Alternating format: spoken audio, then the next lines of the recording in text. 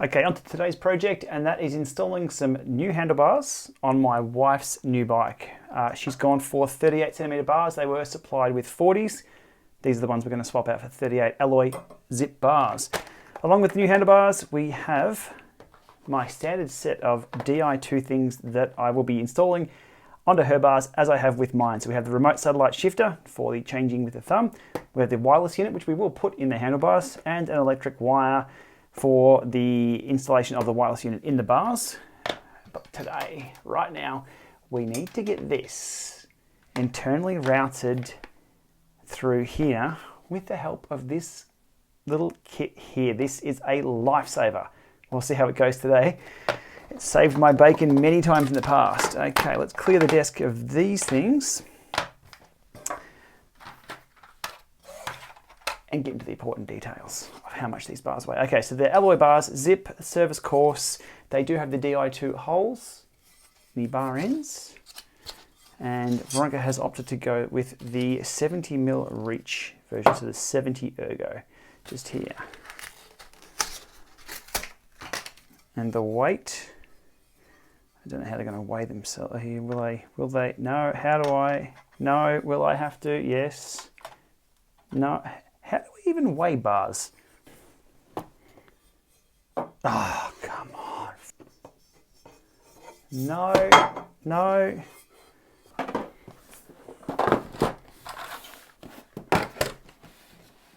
Right.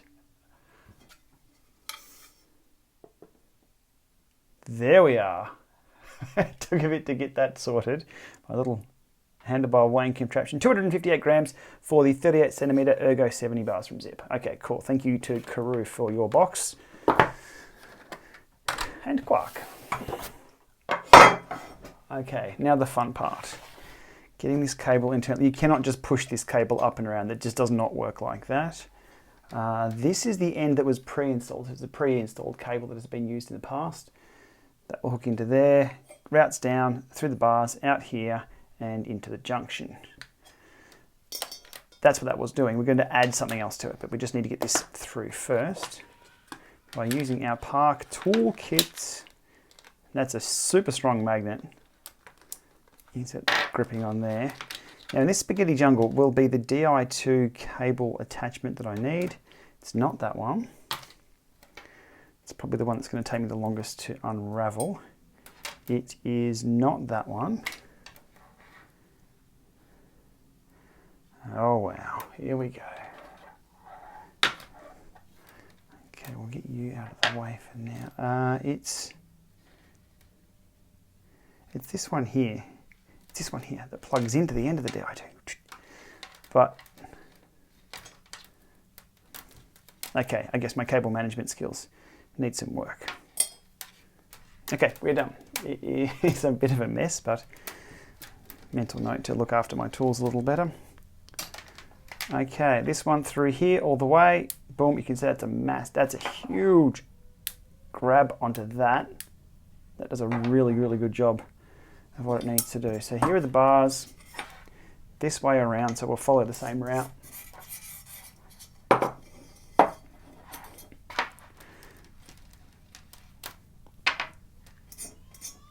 Now it's maybe strong enough to push all the way through because this cable is quite stiff. No, that's as far as we're getting.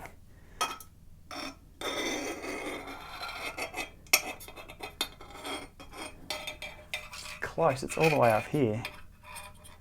There we go. It got most of the way. And boom.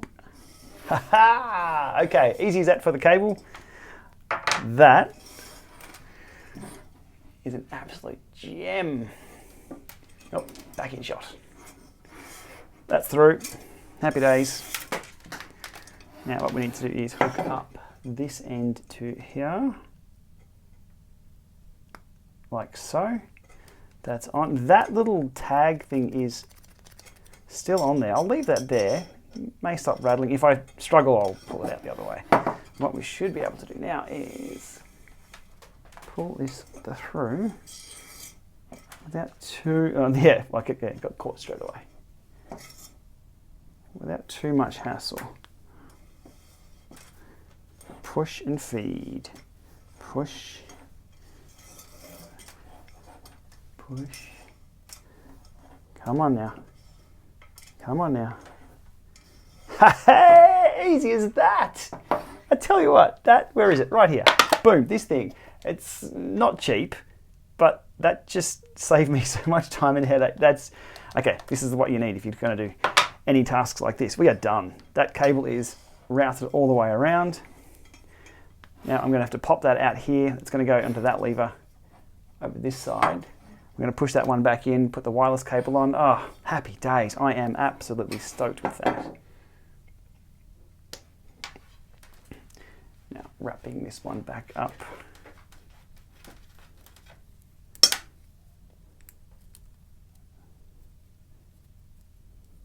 For correct storage this time. Right, that's as it is. This has to poke out through here. It's probably the trickiest part of the lot. Try and come in at this angle. No, I can't get my finger in that.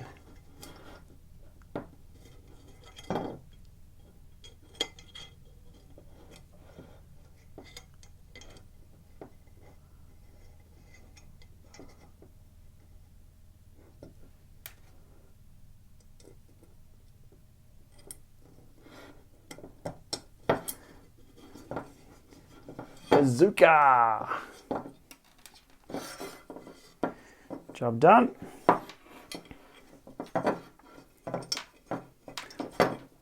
Not as easy to feed through now. There's a angle to that. We'll get that done when it's on the bike though. So that's going to pop out there and go into the lever up here. And we're a lot closer than what we were before we started. Happy days. Oh, and you see that's what happens with these things. They mean well, but they then flip open again. Cool. Okay. Okay, so while we're here and we're happy, we'll have a look at the other stuff that comes in these pretty much boring ass boxes. They should really dress these things up. So the wireless unit, which we'll be installing, gives us ANT+ and Bluetooth support for the group set. I believe these things should come with Shimano Di2 as part of the general offering, but they don't. Some extra clips here that we won't need because we're not installing that externally. That's done. All that packaging, this is the only thing we need. This little baby here, Bluetooth and ANT+. Actually, now put that away.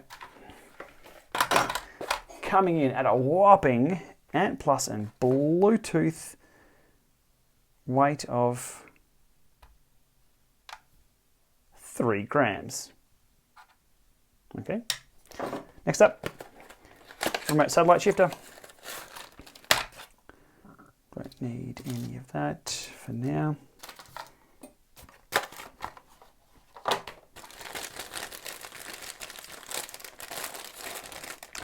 Quite a large item, bit chunky, but I have mine installed like that on the handlebars, up and down with the thumb. Coming in at a massive 18 grams. Together we should have 21 grams. My math is correct. Happy days. That's what we're adding. And the smallest cable that we can add to put the... Oh, come on now. What a bubba. The smallest cable we have there, the, what is it, 15 centimeter cable there from Shimano, coming in at 2 grams. That's so we can put this in line in the handlebar. So we'll put that in there like so. That goes into the junction box. We will wrap that up a little bit, put that back in the handlebars, and Von will be very happy. Okay, so the real work starts now, putting everything back together. So Von, my wife, is happy. So out with the toolkit, lining everything up here. And where would we be without the torque wrench? 5 Newton meters, I believe that's set to. Okay, both levers back on. The little side markings there make things a lot easier to line those up. Okay, they look pretty good. Cables. Now this one connects to the back of the bike and everything else from the Di2 system. Snaps in place. Already shrink wrapped, so that's very handy. And that's the cable that we threaded through before, which routes down the front of the bar into the Di2 hole and over to the other side into the little junction box. Off with a little plug here that was unused, which is now going to be used for the short cable connecting this lever to the junction box in the handlebar. It's going to route down there through this hole and into the junction when we get that installed. And the satellite shifter or the climbing shifter plugs into here, snap, and routes over the top right there. Okay, now this thing here could potentially rattle quite a bit like that in the handlebars. So what I do, I always put a bit of insulation or something soft around it to make sure it's not going to rattle in the handlebars as we're riding along. And that just goes straight back up in the handlebars. Once everything's connected, that's happy days. We're on. Easy as that. Junction port, put it back in place, taped on. And now for the fun part, all the little itty bitty bits of sticky tape to line the cables up to make sure they don't move around under the bar tape. And make sure everything's securely in place. So running those along the front.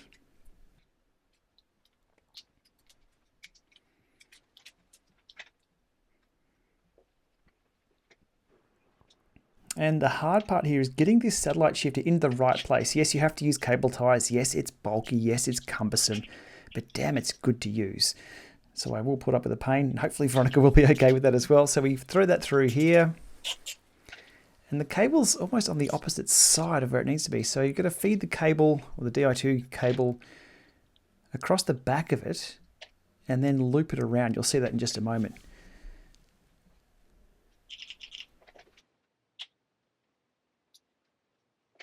And we'll route the cable just beside the brake cable there. But we've got to sort of double it up on itself and sit it under there so it doesn't bulk out too much. It's pretty cumbersome. You'll see that in my other video that I've done on the TCR for that.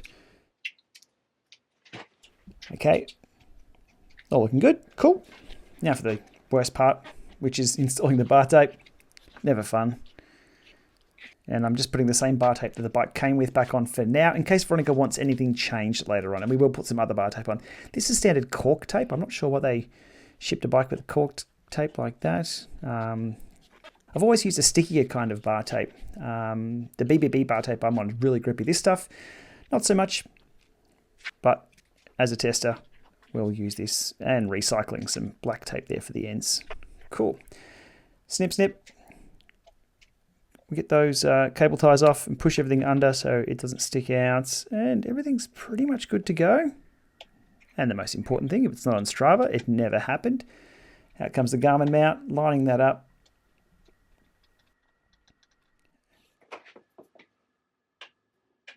Now onto the digital side of things. This is a Windows machine here, connecting the battery charger over USB, connecting to the system and checking firmware, and pretty much every single component needed a firmware update. So I'm letting Windows take care of this. We'll speed up the process. Always handy to check. I'm quite surprised that bike shops don't make sure everything's updated before things leave the shop. Off-the-shelf components such as what we've just installed today, I can understand, but if a new bike rolls off the shelf, you'd probably want it to have the latest firmware for the user to have the best experience. Anyhow, job done. That's all good. We're going to call the wireless unit V. We'll put a V in front of that so we know Von's versus mine. We'll get that configured there. Is Windows happy? Oh, I think so.